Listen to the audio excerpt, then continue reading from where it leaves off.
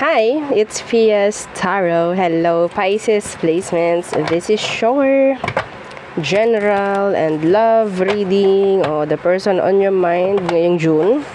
So again, before tayo mag-start, kung hindi ka pa nakakapag-subscribe, please do subscribe and hit the notification bell para lagi po tayo maging updated sa mga mangyayari pa lang. And syempre, kung may tanong pagdating sa private reading, just message me sa akin pong FB page for more info. Ganun rin pagdating po sa ating mga items. Yes, they're all available. Yung ating protection from evil eye, so yung mga ibinabatong evil eye sa atin, hindi mga gandang energy sa nakakapurwisyo, nakakasira ng ating mood, nakakasira ng ating energies. So yun yung pumoprotektahan na makapasok sa atin. Okay? Nito, ring. Ito yung ring natin. Meron din tayong necklace. So yung necklace natin is ganyan. This is unisex po, no? So meron din tayong bracelet, no? Yung bracelet natin is isang garterized and isang adjustable. Oo, gulo-gulo sila. Oo, sa totoo lang. Anyway, so yes, so pagdating naman sa ating love, ito yun. And syempre, na lagi kong nalilimutang banggitin, ito pala ay merong citrine. Okay, ano po yun? No? Citrine stone. So, ito siya. Ito yung mga color yellow na stones. Ang citrine po ay for money. Yes, for money. So, kung tutuusin, pag ito ang kinuha mo, you have already like 2. Oo, pagdating sa isang bracelet. So, this is 2-in-1 bracelet. 2-in-1 why? Love and money po ang namamagnet. Okay, nitong ating love bracelet. So, masyado lang ako nakafocus dito sa ating love bracelet. Focus lang is love. Oo, nalimutan ko na meron tong citrine. I'm so sorry. Yung mga naka-purchase na, so, tingnan ninyo kumusta yung pera nyo. O, diba? Oo. And syempre, okay, kung ikaw ay lalaki at gusto mo to, pwede naman, ilagay mo lang sa pouch na red. Okay? Pouch na red, ibigay mo sa akin yung totoo mong name, ha? Huwag nyo nang itago, huwag na kayong mahiya. Oo, so, doon kami nahihirapan minsan. Yung ayaw ibigay yung totoong pangalan, tas kukuha ng ganitong item. At ang madalas, hindi namin alam kung totoo nga ba yung binibigay. O, di bahala kayo. No? So, next is yung ating granter necklace. So, si granter is yung taga-grant lang po, ha? Ng inyong minamanifest. Taga-grant lang. Okay? So, kailangan yung proteksyonan kung ano man yung mga minamanifest ninyo sa pamamagitan ng evil eye. Okay? Para maproteksyonan. Ulitin ko po yun, ha? Oo, pwede nyang i-grant. Pero hindi ko na alam kung kamusta na ba ang sitwasyon ng inyong minanifest na yon bago nyo makuha. Baka nasabotahin na nang hindi nyo alam. Taga-grant lang tong si granter. Okay? And yeah, tagapagbigay ng surprises. Yung hindi nyo minamanifest. Okay, so ito yun. Si granter necklace. And syempre, yung ating cord cut. Makinig. Oo. Ang cord cutting is kuhan lang ako ng keyword which meaning tagapag-alis ng MALAS. Okay? Ito na yun. Si cord cut. Bakit po naging ganon? Kasi kung ano man yung mga nakakapit sa inyo, nagpapabigat yun eh. Ano bang meron every time na mabigat ang energy nyo? Diba ang alat? So, ito yung para sa'yo. Okay? Si cord cut, para maalis na yung mga hindi kailangang energy na nakakapit pa sa'yo, na nagpapabigat na lang, at nagbibigay ng, ang tawag dyan, kaalatan, no? MALAS, ayun ang aalisin natin. Okay? So, yun. So, again, kung may tanong, message na lang po, ha? Oo, sa akin pong FB page, huwag sa comment section. Iwasan po sa comment section magtatanong. Baka mamaya ma-replyan kayo ng mga scammers. Hindi kami nagre-reply sa comment section. Okay? So, malinaw po yun, ha? So, Pisces, what's for you in general? Ngayong June. What's coming up for you in June? Ngayong June, mga Pisces, What's coming up for you? Okay. King of Cups in reverse. The Three of Pentacles in reversed. Okay, so in general, meron kayong mga situation or person na parang hindi nyo nagugustuhin na pag-istayan, pagkonekan. Merong mga energy dito na parang nagiging makasarili Hindi maiwasang masabotahe ka. Okay? Hindi maiwasang masabotahe ka. Iiwan ka. Parang ganon. Okay? Like, yun nga, may pagiging makasarili. Some of you, ikaw itong gagawa ng ganon. Makuha mo lang yung gusto mo. Even though, hindi, hindi okay. Pasensya na po, may ubo ako. Okay, so, what else for Pisces? Death. This is changes or endings. Okay. Let's read this. Rebirth, some of you. Oh, this is nice. Changes. Ending. Napapunta sa stability. I'm hearing renovation. I'm hearing the word ang tawag dito, promotion. Okay? The word promotion. Yeah, this is like status is going up. Andito yung word na stability. Long term. Some of you, you'll enter a new connection this June. A new connection in general. Could be romantic, work man yan, or yeah. Okay? What else?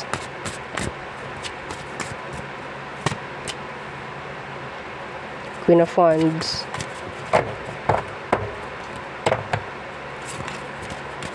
Some of you, may mga babaguhin ka pagdating sa katawan mo. Or pwedeng mapapansin na yun ng ibang tao. Yeah, you'll get a lot of attention. Okay, you'll get a lot of attention. A lot of, sabihin nating, puri. Okay? Yan.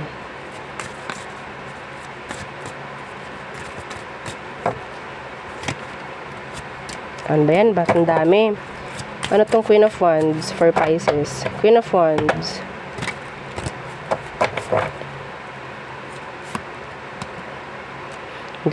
Oo. The Eight of Pentacles.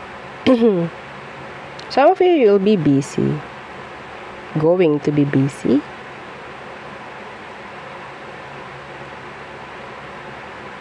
New management. Nakita ko new management. You're under evaluation. Some of you. Page of Swords. Yeah, there's this offer coming. Yeah, the King of Pentacles. Some of you, ikaw itong parang, magkakaroon ng, tawag dyan, motivation to work. Okay? Parang ganyan. There's this motivation na kung ano man, na parang sabihin natin magbibigay ng energy sa'yo. Parang ganyan. Okay? Para magkaroon ulit ng direction yung sarili mo. Okay? Some of you, ikaw itong, merong babaguhin pagdating sa sarili to boost your confidence. Parang ganyan. Okay? Yeah, the world.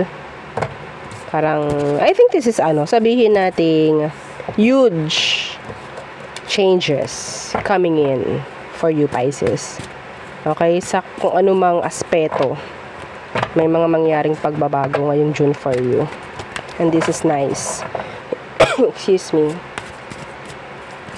So, tayo tumungo na sa person on your mind, Pisces. Ngayong June. So, who is this? Who is this person, Pisces? Anong energy niya? Anong meron? The Moon. Okay.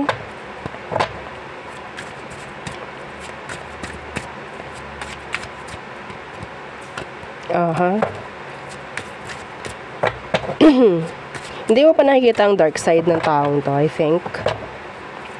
Nakatago pa. May mga nakatago pa. Yeah. Eight of Wands, Universe. Okay, some of you, this is the, a past person. Okay, may chance na pwedeng ito ay isang past person, Pisces. I'm sorry. I'm so sorry kung ibang inaantay mo. Pero yes, energy ng past person to. They're sad. They block you. Did they? They blocked you. So they're sad.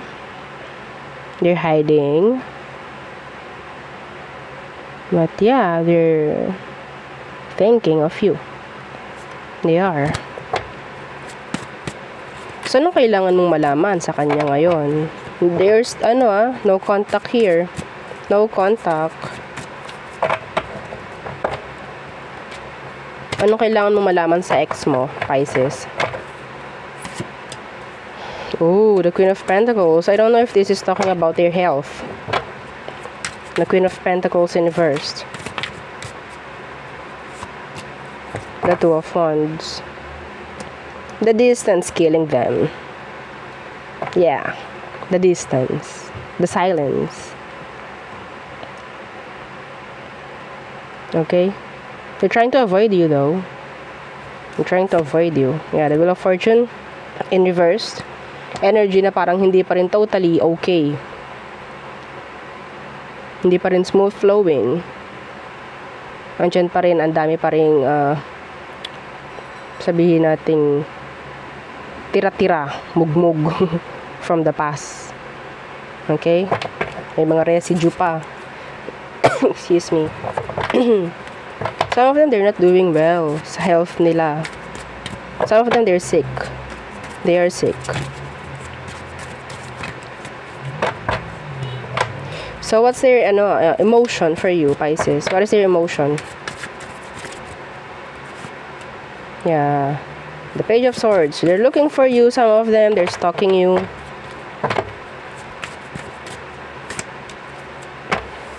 The Three of Wands in reversed.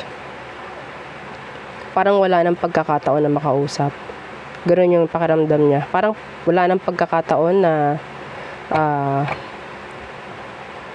magkausap, magkita, something like that.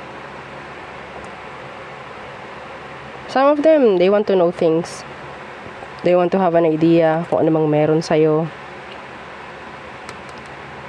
Okay? Meron silang nami-miss. Okay? Could be, yeah, mga nakasanayan ninyong dalawa. Mga ganyang bagay. They're learning to let go.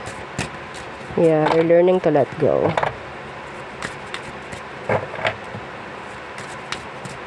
What's their next action towards you?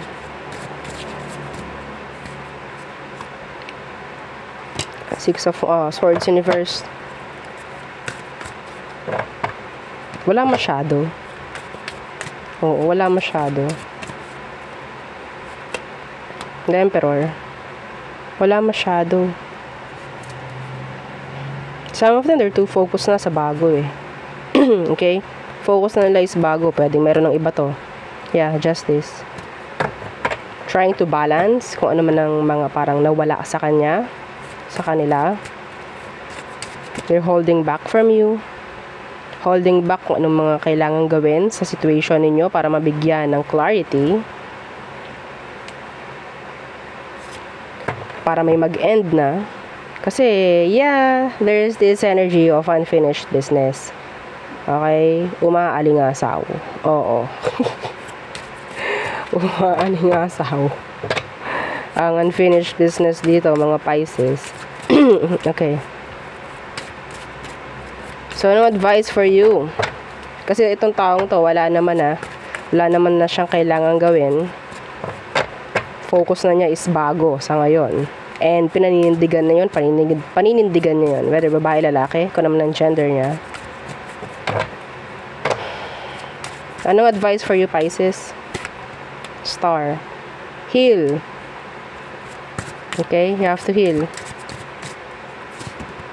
High Priestess. Yeah. learn to heal. Magkaroon ng peace of mind, magkaroon ng self-healing. Hindi mo raw kailangan madaliin muna ang pagkakaroon ng jowa. Ha? Okay, so, yeah. Sabihin natin, marami ka pa rin totally kailangan i-fix sa sarili mo bago ka umenter, no? Bago ka sumabak ulit. Oo, sa bagong energy, sa bagong kung anumang connection.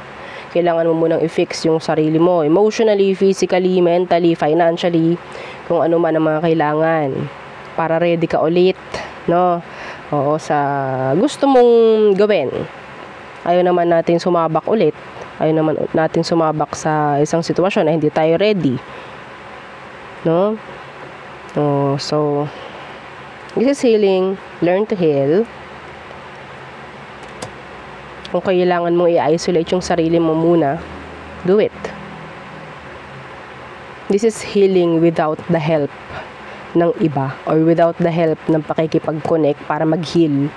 That's specific. That is specific. Okay? And then, tsaka ka umenter. Oo. Tsaka ka umenter. Unahin mo muna to. The Nine of Cups. This is, sabihin natin, genuine happiness. Nandun ka na ba sa energy na yon? Masaya ka na ba? Kahit wala kang kakonect? Kasi kung hindi, then don't enter a new connection. Okay, don't enter a new connection. Baka bumalik ka lang sa kung anong energy na pinanggalingan mo. Ayaw naman natin yon. Okay?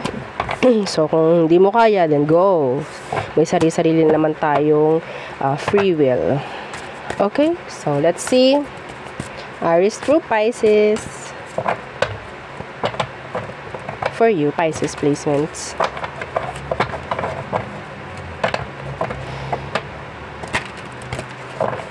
Let us see. Again, don't forget to like, share, and subscribe. Thank you.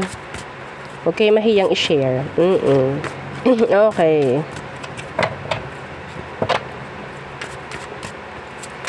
Okay, so Aries, they want progress, they want long term, they want a good connection with you, they see progress with you, they want pregnancy, they want child with you. What ang daming energy with that Aries. So, Taurus, they love you. Gemini, some of them, they're letting you go. Cancer, they want to share kung ano man yung kailangan niyang i-share with you. Meron siyang gustong malaman mo, some of them.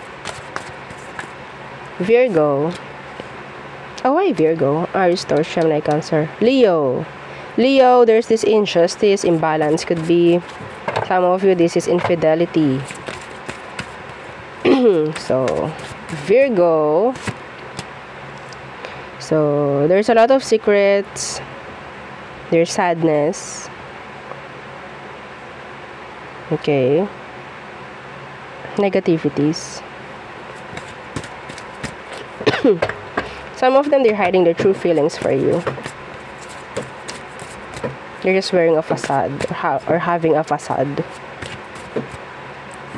Libra, completion, acceptance. Scorpio, they want you. They want happy ever after. Sagittarius, they're obsessed. Capricorn, they're guarded. Okay. Aqua, they can't trust you, or you can't trust this Aqua. Pisces, there's this parang energy ng they're mad, they're upset. Okay? I don't know. Ayun yung pwedeng rason kung bakit may paglayo ako nakikita dito from this Pisces, or maybe ikaw to. Okay? Some of them, meron kayong mga issue with a family. May mga nalaman ka, so you don't need na plastikin ka or vice versa, no, ng mga tao na nakapaligid sa'yo, kung sino man ito nakakonect mo. Okay? May mga issue Okay, so there, yun ang aking reading for you, Pisces placements. Again, please don't forget to like, share, and subscribe, and follow our FB page, and yung ating second YouTube channel na nasa description box below. Yeah, yung ating love letter. So again, thank you. Goodbye.